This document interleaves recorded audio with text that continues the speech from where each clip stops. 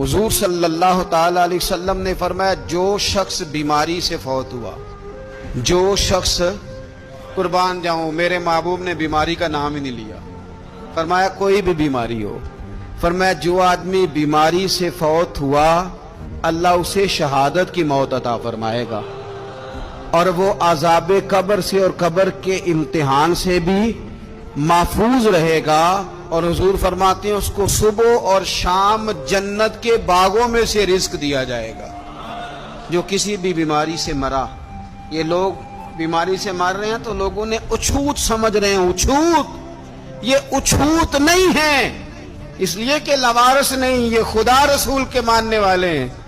تم انہیں اچھوت کہہ رہے ہو اور مدینے والے رسول انہیں شہید فرما رہے ہیں۔ حضور نے فرمایا جو بیماری سے مرے شہید ہے، وہ قبر کے عذاب سے